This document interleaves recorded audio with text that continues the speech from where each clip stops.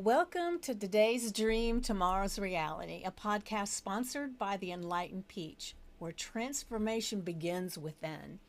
This is the space where you're invited to shift how you think, grow how you lead, and step into the version of yourself who actually creates the life and business you've been imagining. Here we explore the benefits the beliefs that shape you, the habits that move you, and the subtle inner shifts that help you see possibilities you may not have noticed before. Because once you change the way you think, your reality begins to change within you. Some days it's just you and me, real talk, deep coaching, and simple shifts that unlock big results. And sometimes, like today, I have an amazing guest join us to bring their insight, experience, and spark. So this podcast is practical, transformational, and intentionally unfiltered, a place where you can relax, listen, and naturally begin to step into more of who you're becoming. So if something here resonates, subscribe, share it, and let this be the moment you decide to move forward. So now we'll begin. And this beautiful lady here, Maria, is, I don't really even know her. I'm going to be so excited to kind of jump in to learn about her. There's someone who reached out via email and asked for her to be a guest on the podcast. And I kind of looked at some info and I said, I think she'd be good. So here we are. And so I'm going to turn it over to you, Maria. And is your last name Dolores? Yes, Okay. Sometimes those pronunciations are different. it's Dolores. Okay, I Yeah. wasn't sure. Um, so I'm going to let her just tell you just a tiny bit of who she is, and then we'll just jump in. Like I just explained to her a moment ago, I like to feel like we're sitting in the same room in front of my fireplace, having a cup of tea or a glass of wine, which she's got tea and I've got decaf coffee, so we are set. And we're just getting to know each other, and you're kind of sitting here watching us have this conversation. So I'm super excited. So, Maria, go ahead and just give us a little insight of who you are. Thank you, Vickie. I'm so happy to be here. I help leaders to remember that we have both rights and responsibilities. So my work is about to lessen hate, disrespect, and oppression, but to increase growth and dignity. That's my Ooh, work. Yeah. I love that. I love that. So, I know you were saying it was evening time for you. So, where are you located in the I'm world? in Stockholm, Sweden. Oh, okay. Yeah, yeah. Yes, So yes. my birth name is Maria Dolores, and I dropped uh, my last name is my ex-husband's name, but so I Okay. used Maria Dolores. That's why. So is Um, Dolores then technically your middle name or it was yeah, your maiden name? Okay, it was your middle name? mm, yeah, Oh, that's intriguing. I love that. I yeah. never would have thought of that. Of course, that wouldn't very well for me. My name is Vickie Sue. Vicky Uh, Sue, but that's yes. cool. Sue, yeah. I don't think that would have worked very well as a last name, but hey, maybe it is somebody's last name. I don't know. Mm. But let's just look at, I know you said you've got all these different ideas and things that you're doing, and we'll get into those. But what I'd really like to do is just kind of step back a little bit. When you were young, not that Yeah. you're old now, I can tell you're not Oh, old. I Um, I am 52. I love to be 52. yes, well, I'm 66 and I love being There you 66. So, go. yeah. Yeah. So to me, you're just a young whippersnapper, right? Yeah. Uh, Just 52. yes. Yeah. So when you were young, what did you want to be when you grew up? Oh, I think I wanted to be, I remember, there were several different, but I was talking about flight attendants because I Mm-hmm. wanted to Travel? travel and it was I think it was also the to support and serve Mm-hmm. people, I So you think. had that service mentality even when you were very young? Yeah, Okay. yeah. Yeah. And then it was something vague, like when I was 18, that I now know was human resources and leadership, which I eventually I've worked with 25 years. Oh, okay.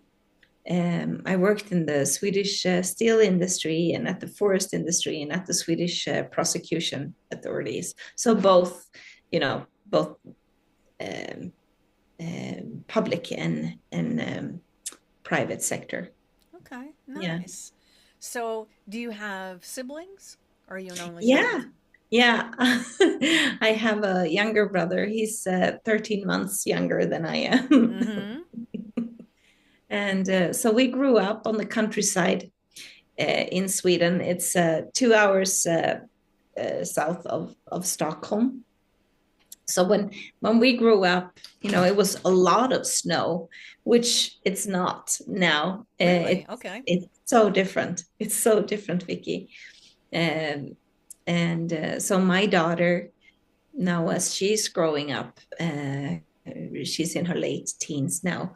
Um, she has never seen as much snow as when I grew up, and I grew up even south of this place. So it's Wow. it's different. Yeah. So, do you ever get yourself telling her, well, when I was young? A little bit. Yeah. A little bit. I think we all do that a little. Yeah. Yeah. So, I got another question for you. I don't know. I just love to hear people's stories. So, what Yeah. is your favorite, fondest memory from when you were very young? The first or the Your first? favorite. My favorite. Yes. Um, I think it was just like I was running around in the forest, and because I really grew up on the countryside, so I had like wood clogs. Mm-hmm. What do you call it? Yeah. Swedish shoes, and I was running around and I was climbing in trees, and my father got a moped that both me and my brother were driving around with. Uh,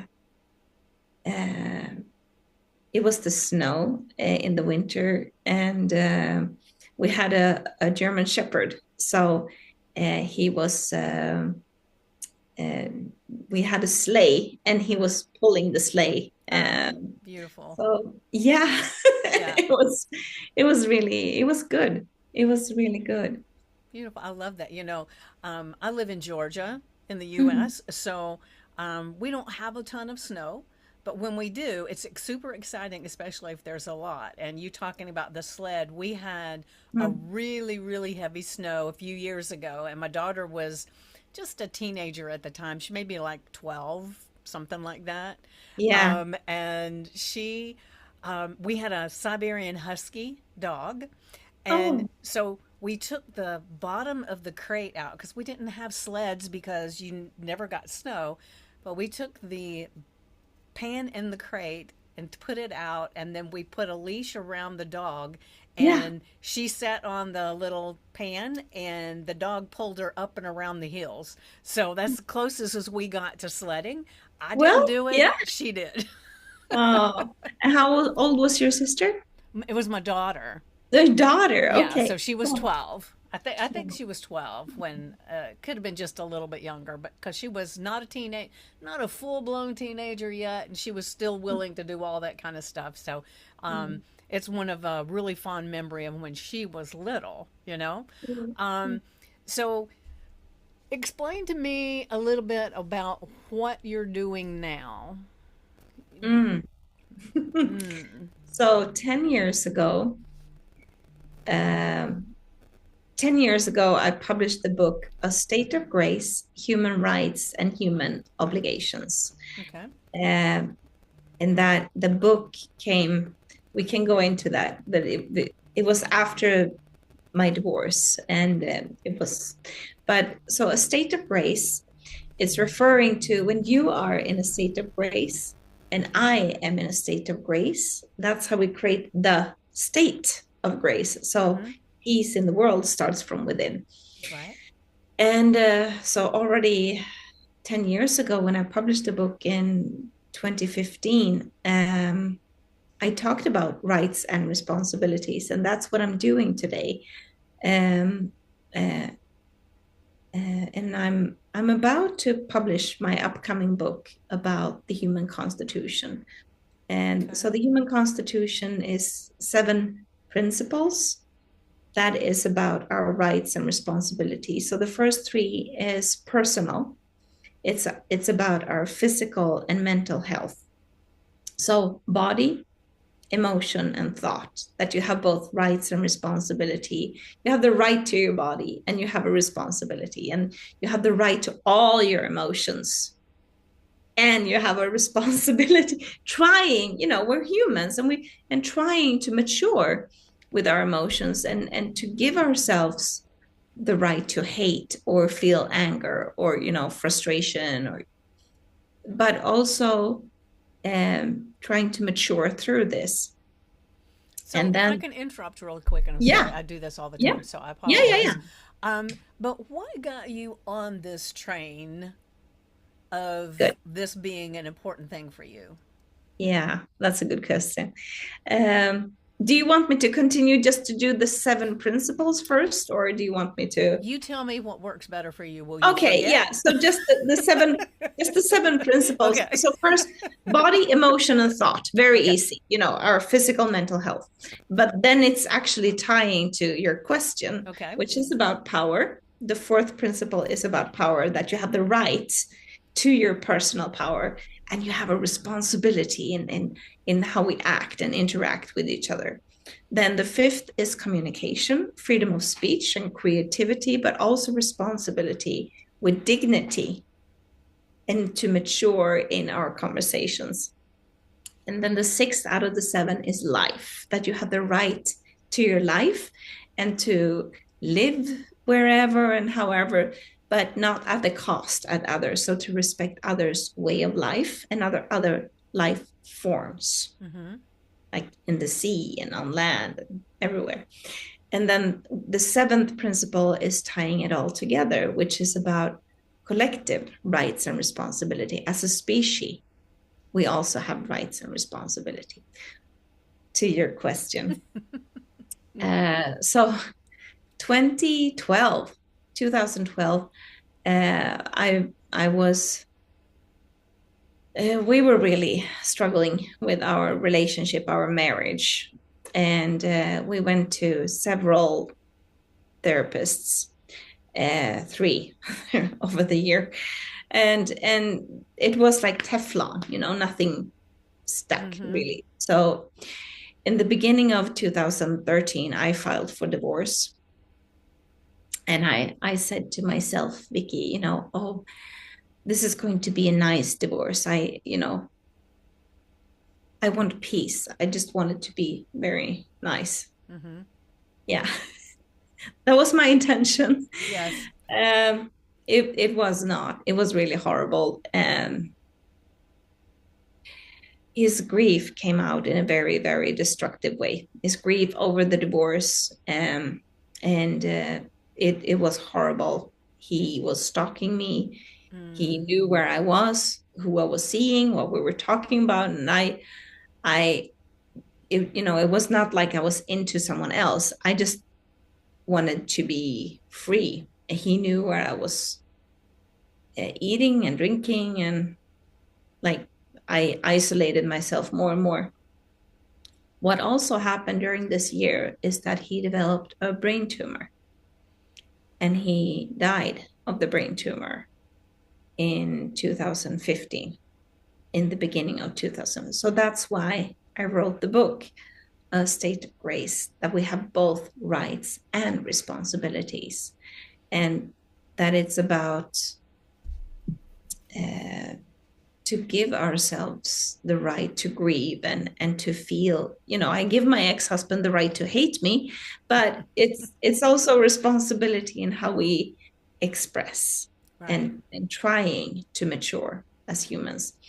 And I see oppression in all levels today, both how we are acting oppressive towards ourselves, negative self-talk. Mm-hmm. So it's both about the individual aspect, but it's also about our relationships and, hate on the internet, online, and how we Oh are. gosh, it is so Yeah, easy for people to do it now because they're faceless with it.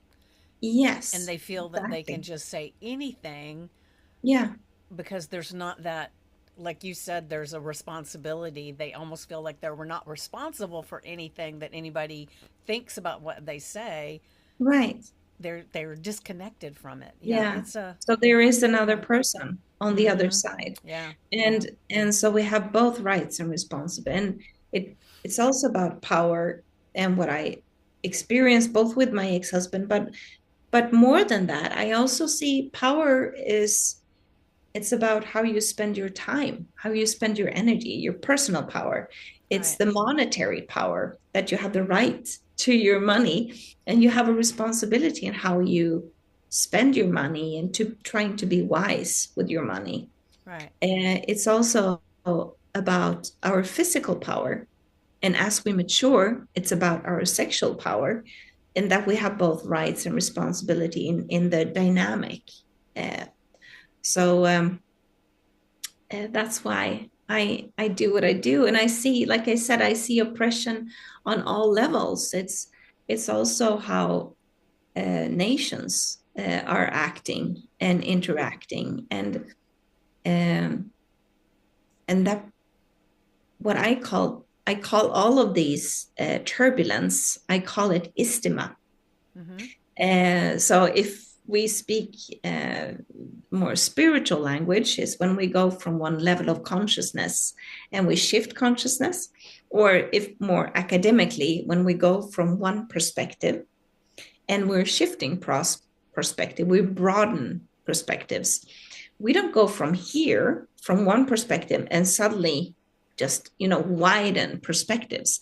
We Right, go from here and we go into what psychologists call stress tunnel, until we come to that breaking point, and then insight, and then we gain wisdom and we mature. So it's the same process that I have seen both on a personal level, interpersonal. I saw the same patterns in groups, organizations, as I was working with organization development, risk crisis management, but also in society as a whole, and where we have been as a humanity for each shift in our 300,000 year human history. we have always had technology supporting and pushing us to the next level and next level and next level. And so here we are, we're very privileged to we have representation with groups of people living indigenous lives in groups of 150 people. And we have agricultural societies of 1,000 people, and we have empires, and we have various forms of democracies. So it's not about how we organize society, but it's how we move from this identification to a global local world the coming 100 years. okay. Well, I have a question for you. Yes. You were talking about how when you were going through your divorce, how your husband was being and everything. So, how would your book and what you're teaching now, how would that have affected and changed that in that moment? Whereas you wrote the book after because you learned all these things. Yeah. So I'm just trying to wrap my mind around it. So how would that have helped you in that moment? Would it have been in how you responded to his actions, or how would that work? I Yeah. hope you understand what I'm asking. Yes. Yeah. So partly it's my own learning about myself, um,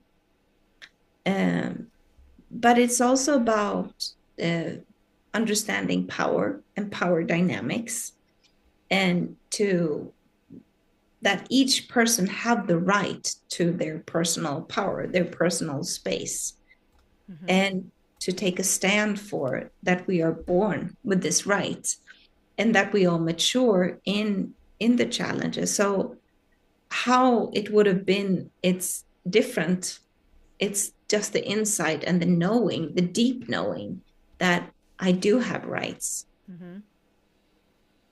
And we both have responsibilities in how we interact. It's also with like the seventh principle about our collective rights and responsibilities that even my dad thought that I was crazy. How could I leave him? And he was taking me for a walk and saying, "Hey, honey, you need to calm down." And he didn't see what I saw, and he didn't. Um, so it's also the collective to listen more Mm-hmm. with a moral courage. Okay. My turning point really was another woman calling me, and she said, "You don't know me, but I you've heard about me, and I've had an affair with your husband uh, during your divorce now, and I just want to hear your point of view because I heard a lot about you." And I said, "Are you sure?" And she said, "Yes." And I tried so hard, Vickie, to say the facts and not Mm-hmm. all my interpretation. And at the end of the conversation, she said, "I believe you." And because then she told me that she had experience and she also saw a pattern.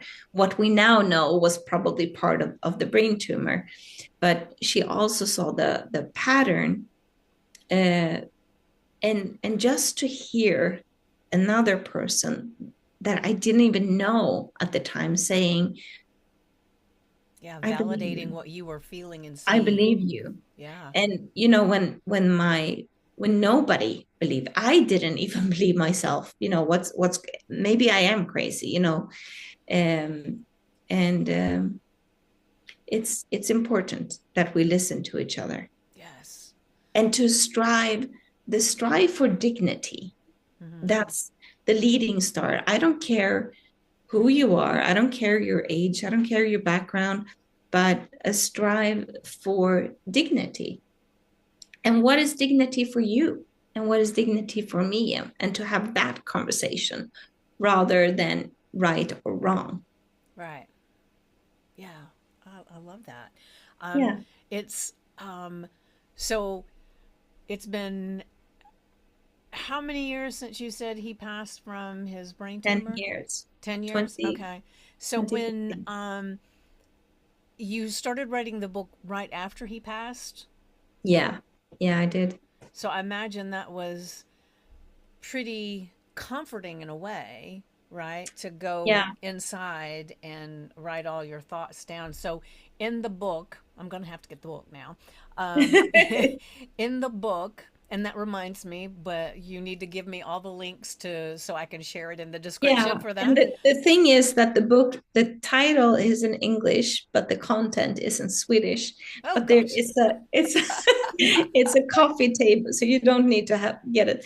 But it's a coffee table book, so it's with Okay. pictures, with the work that I did with my photographer that I've Okay. been working with for 15 years. Okay. So what are the pictures of then? I'll show you Okay. sneak peek. Okay. Sneak peek. So let's see. It's only black and white pictures, Okay.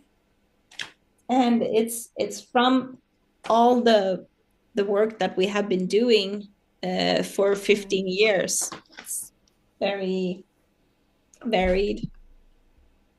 Oh wow. Yeah, like that. Oh Oh, you yeah. cannot see it. Yeah, Yeah. yeah. Ah, So beautiful. It's not what I was picturing at all. So no, thank you for but sharing that. thank you. Thank you for asking. Yeah, black and white is like a theme in my life, as you can Yeah, see. I Yeah. love that. Yeah. Well, Mm. I typically wear black and white all the time. So, and if I Oh, didn't put cool. purple in my hair, that would be white. So I'll I just tell you love that. that. I love that. Hmm. So, what is your vision Of because you got the new book coming out, right? It's not out yet. Is Yeah, that correct? correct.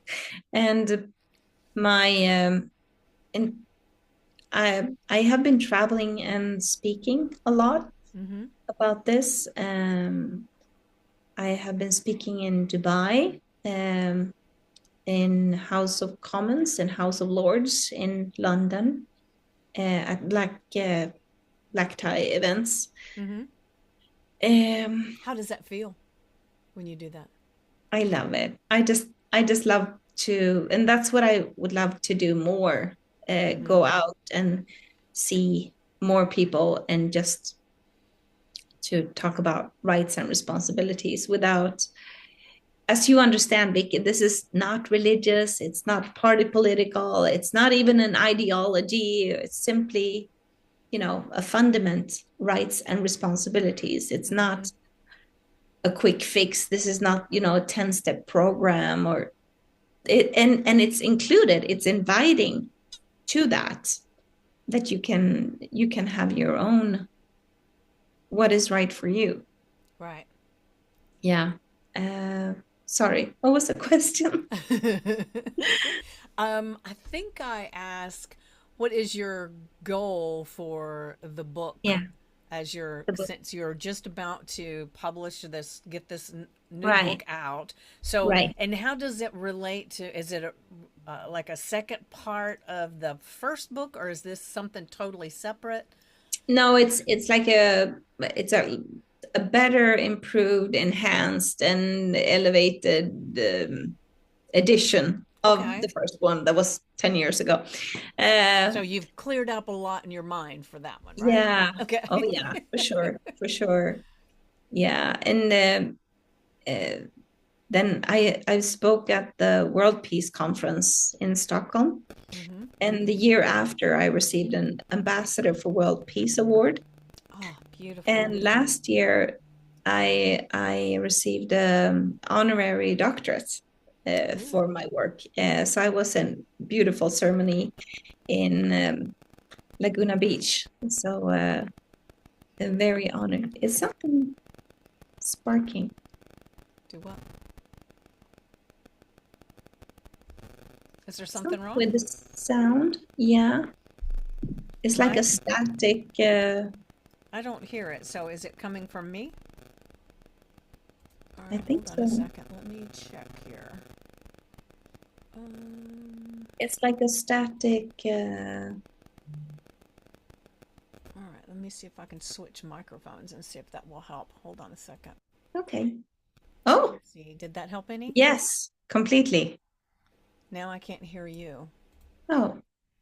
Hold on. Mhm. Um, mm,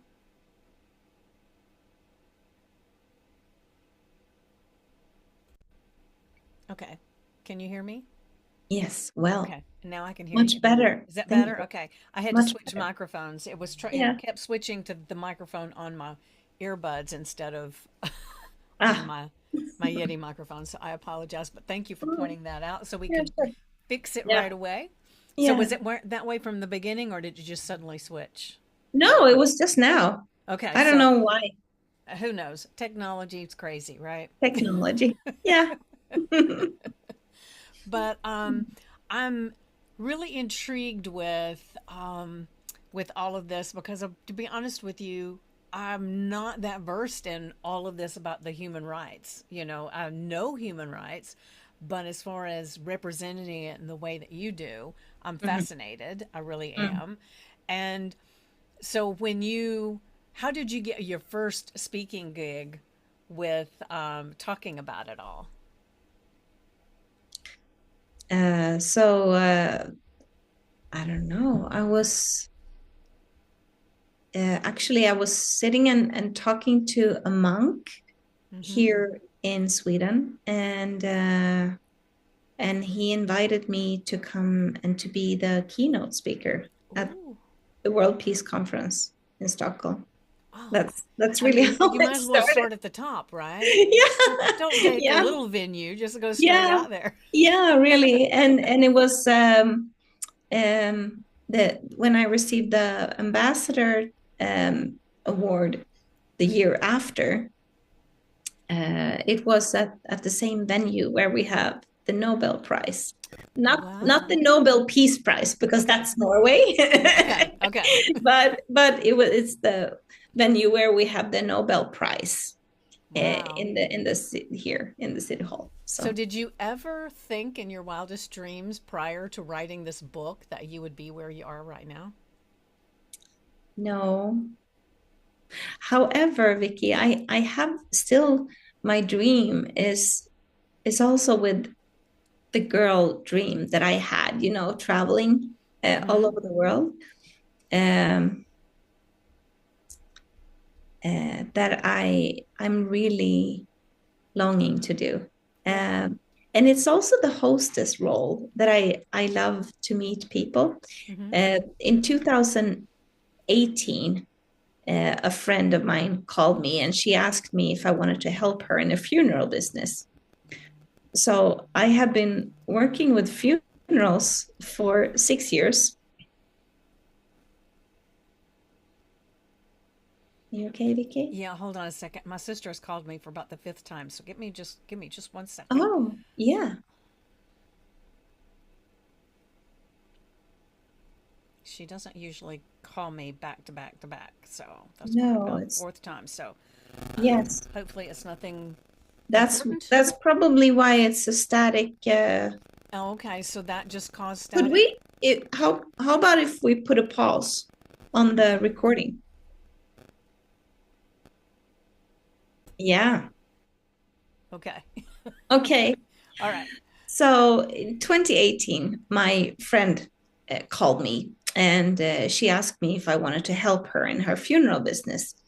And I said, yeah, sure, I can help you, just hop in. And I ended up working with her and in the business for 6 years. Mm. So, Vickie, I have casketed 3,000 people. Wow. Yeah, the youngest being 1 day old Oh, and the oldest 107 years old. wow. So, and people from all backgrounds. The guy who lived on the street for 15 years, as well as the lady in the Chanel dress. And I've seen all religions: Christian, Muslim, Buddhist, Hindu, Sikh, and also secular ceremonies. So when I talk about dignity, when I talk about equal human worth, that's where I'm coming from. And a deep, it really grounded me in a really, really good way. I see, I know the value of life, Mm-hmm. and and the superficial things that we are doing, uh, and there is no fear, but it's just peace. No fear of death, you mean? No fear of nothing, really. Okay. I feel like I'm very drawn to what I feel is my life purpose, to talk about rights and responsibilities, and to um, start something, um, and that's fine. Okay. All right. So, um, what were you hoping to share with my audience by getting on the podcast? Was there something in particular that you wanted to talk about, to get out, that maybe I haven't spoken about? No, I just it's really about how we deepen. It's not about the other. It's or whenever we think it's about the other, we have one finger pointing to the other and we have three fingers pointing to ourselves. So it's a reflection of, and to be mindful about what we are projecting onto others, uh, and the beauty that we see in others is also a mirror of ourselves. Yeah. So it's really, uh, so I to remind people about that, the world in such turbulence time right now, both with ourselves, how we are harsh to ourselves, and how we can be harsh in relationships and in leadership and between nations. And I So, do think you think we it's can do different more. now than what it used to be? That it used to not be that way?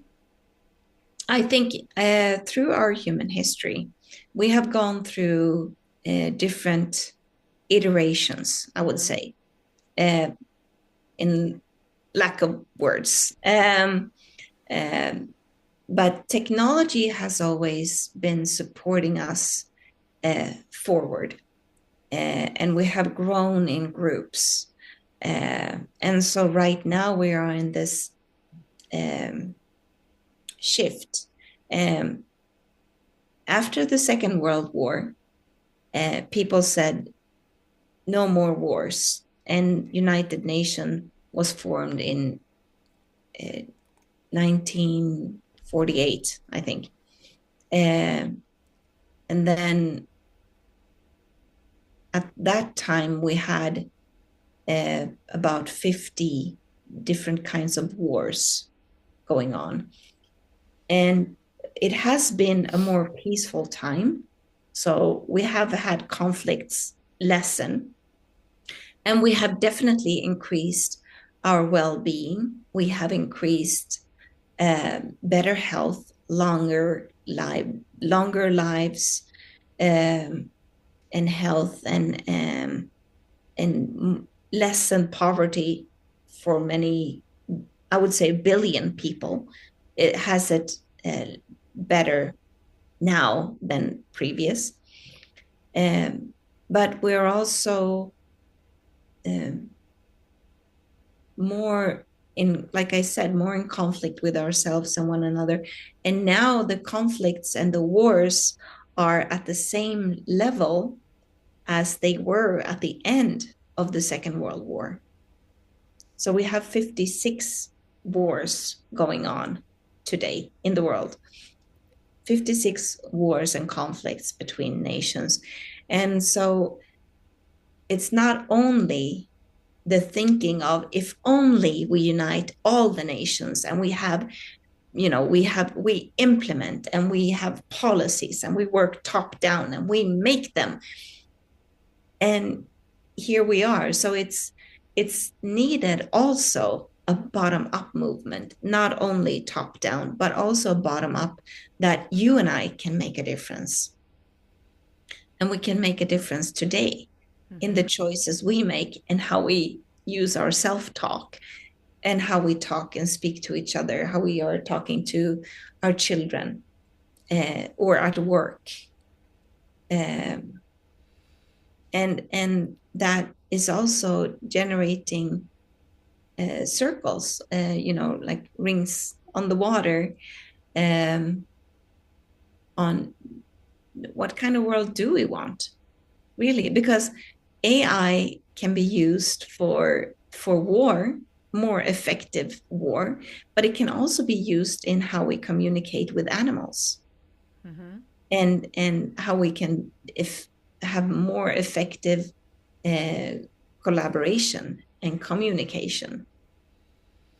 Well, to So me, it's like, guns can be amazing for being able to go hunting and get your yeah, all and protecting yourself and all those things, but it also can be used on the other end to harm yeah, people. yeah, So it's important for us to be focused on the better yes, thing. And one of yeah, the things that always comes to mind when I'm thinking about all of this is how the Tibetan monks can do their big group prayers and send these thoughts into the world. And wherever they're directing their thoughts, they can actually measure the level of crime and everything in that area. And I'm not saying I'm doing the same thing, but I do this thing on my social media because it's a long story, but I'll just share really quick. yeah, please. It is I have a granddaughter that I no longer see, Mm. and I won't get into that, but it is a thing where I haven't seen her in 6 years. And so I'm always wondering, is she okay? Are things okay? Right. So Yeah. as I thought about that, I thought, I need to just send her some prayers. So I would sit down and I would just put my hands on my heart and I would just close my eyes and I would send her peace, love, and light. Mm. And I would just spend just a couple of minutes doing that. Mm. And then when I would finish, I would think she was probably, I would envision her. Maybe she's out playing with some friends and suddenly she feels this lightness or she feels Yeah. a smile on her face for no reason and all Yeah. these different things. And I went to a retreat with a couple of friends last year. And while we were on the retreat, one of them was sharing that her son does this thing where he gets on, I think it's on YouTube, and he just looks into the camera and he says, "I see you," and Mm. that's it. And people Yeah. loved him, and I thought, wait a minute, if that felt good to them, then I Yeah. wonder if they would enjoy the peace, love, and light. So I Yeah. started doing a daily peace, love, and light. And all I do is get on camera, put my hands on my heart, take some breaths, and I say it in my head, and then I open my eyes, and then I blow a kiss, and then it's done.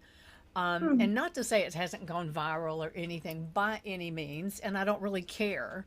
All I care about is that I'm getting that out, and I feel like every time I'm doing that, I'm connecting with my granddaughter and I'm Mm. helping other people that maybe they're Yeah. sitting there for some reason and not feeling good, or maybe they're on the cusp of happiness and it just sends them on over into happiness or whatever, and it feels like that's what you're talking about, just at a Yes. different level, right? Yeah, exactly. Yeah.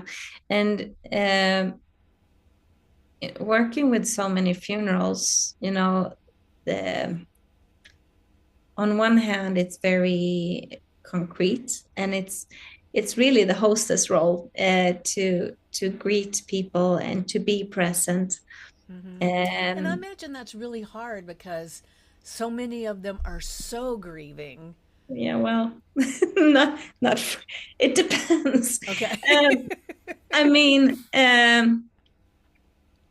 so what I do, in the funeral, so I put the casket in place, and I have people who help me to carry the casket, what they call that, pallbearer. Mm-hmm. No, Yeah, yeah, pallbearer. and the English word. and uh, and then I arrange the flowers, and I prepare, and I make sure that the one who's holding the ceremony, and that they are also seen, and if they need anything, and then the family come in, and I greet them. And before the pandemic, I used to ask if they wanted a hug, or but um, um, I just open my arms like this and say, "Hello, welcome. My name is Maria, and how lovely to see you." And it's just to be there and to be present. And Mm. uh, I, especially when people come in and they are really in their bubble, they are really shut down, and they're like really like Dark. holding on. Yeah. And I ask them, do you want a hug? And this is a privilege to be a woman in this situation, because my male colleagues, they cannot do that. Do you want a hug? So it's a privilege to be a woman Yes, in yes. this point.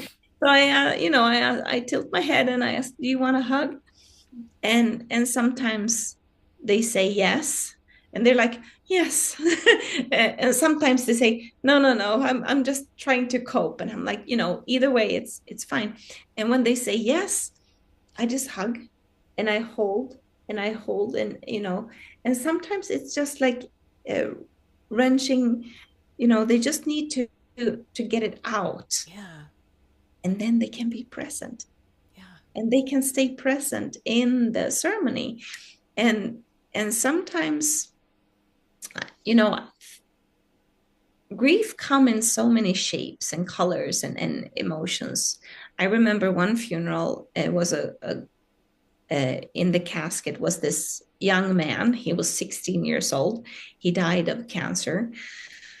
And so, it was his family. He had a huge family. And then it was, his friends from one sports team, and then it was his friends from another sports team, and all the school friends and their friends, and it was huge. And I remember one of his friends coming in, and he had hate in his eyes.